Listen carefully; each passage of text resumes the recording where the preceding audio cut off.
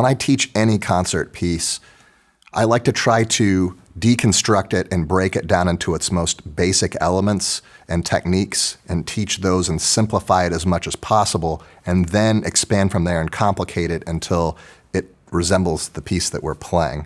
And in dance scenario, it's no different. So when I start looking at the eighth notes, I notice that a lot of them are in patterns of 4. Sometimes we have quarter, eighth, but those aren't usually the tricky ones. The tricky ones are the ones that are in groups of 4. So I look at them, how many different patterns do we have? You know, where are the skips? Where is it stepwise motion? Where are they slurred? Where are they détaché? And I teach it from there. So right here at the beginning, if we want to look at measure 2, this one right here is all stepwise motion, and it's all on the same string, so it makes it pretty easy. But if we go on to measure 4, well, now we got to cross to the G string, and then we got to cross back to the D string for this E. Well, unless we want to do this all in third position on the G string, and I don't think most of us are going to do that. So we have to address that this time. The D has been skipped. So we have E, D, C, then we skip D, and we go back up to the E. We cross strings, and then we cross back, so hopefully you've already done the right hand stuff from my previous video, and you've taught them how to lead with the wrist. And if you need more help with that, go to season 1, episode 9, where I talk about string crossing and the difference between leading with the elbow and leading with the wrist. And that's really going to help on that string crossing there. You're also going to want to think about how to string cross with the left hand too. And I didn't go over that in the previous video. So when they're crossing onto the G string, the violins are going to need to take their elbows and point them towards the belly button to get that third finger on the G string, and then rotate back for the E when they're playing on the D string. So they might need some of that flexibility. You might want to do some rote exercises with them. I really like this elbow swing exercise. It's an old Suzuki trick that they used to use back in the day, and it loosens up the shoulder and it gets them an understanding of how to cross strings with the left hand. All right, let's look at measure 24 in the first violin part. So where are the skips here? The skip is B, so we play D, C, we skip B and play A, and then skip B again, and we play C. In the second violin part, we skip the G. In the teaching companion, when I have this, I have them play it at the same time. I have the first violins play this, and I have the seconds, violas, cellos, and basses play this pattern right here. I have this as left-hand pattern number 2, and here it is. I just have them repeat this over and over again.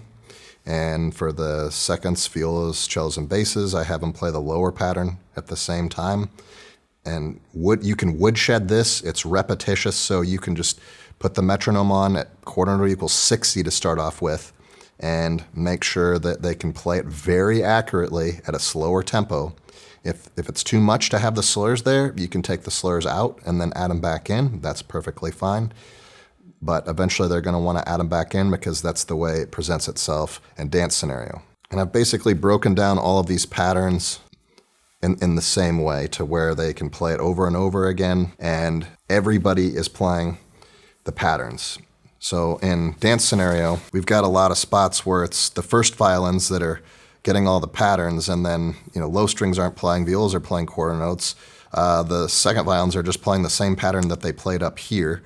So wouldn't it be nice, though, if everybody can learn the technique to be able to play that, not just first violins? In politics, they talk about the wealth gap. Well, there's also the technique gap. In most concert music, the first violins have a lot more technique than your basses, and then there tends to be gap in the technique between your bass players and your first violins. So wouldn't it be nice if your bass players could learn the same technique as your first violins, then they don't get behind, and then when they get to high school, well, then they can play all their music a lot easier when their parts start to be more independent or more involved. The other thing I like about having these patterns is that they're easy to memorize. It's just 4 notes, and you can do it by rote. You can have them look up and start watching you, and it's good to have them watch you because there's a lot of places where we can definitely fall apart here if they're not watching you, and I'm going to go over some tips on how to handle that in the next video. But for the sake of this, you're teaching them all by rote, and that way you can watch them, they can watch each other, and everybody knows what's going on. The other left-hand technique that your students should probably be using in dance scenario is vibrato. And if your students aren't vibrating yet, they probably should be. If they can play, if they have the left-hand technique to be able to play dance scenario, then they definitely have the technique to be able to vibrate. And if they can't vibrate, then they probably don't have the left-hand technique they need to be able to play this. So that's the paradox. So work on vibrato with your group. If they're struggling with that, it's going to loosen everything up in the left hand. It's going to make it a whole lot easier, especially for your violins and violas. If you need help teaching vibrato, check out Season 1, Episode 4. I do a whole video series on vibrato and some tips and tricks on how to get your students to loosen up and how to stage vibrato one step at a time. There's a million different vibrato techniques out there. There's the shaker eggs and all sorts of different stuff, and those are all great. Use what works for you and your group. For me, it works really well if we can break down that technique to all the little steps that go into vibrato. What do your fingers need to be able to do? What does the hand need to be able to do? What does the wrist need to be able to do?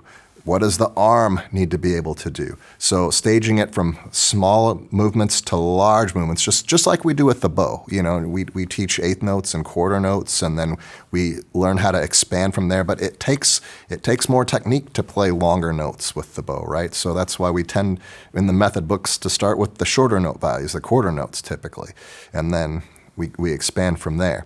So in my philosophy, it should be the same thing with vibrato. Like we start with the fingers, finger tappers, finger wiggles, and then we start to learn the flexibility with the hand, with the fingers, the hand, the wrist, the elbow, etc. In the next video, I'm going to have some tips and tricks on how to stay together. There's a lot of trouble spots in here. There's a lot of places where an orchestra could fall apart if they're not paying attention. So make sure to watch that next video so that your orchestra doesn't fall apart.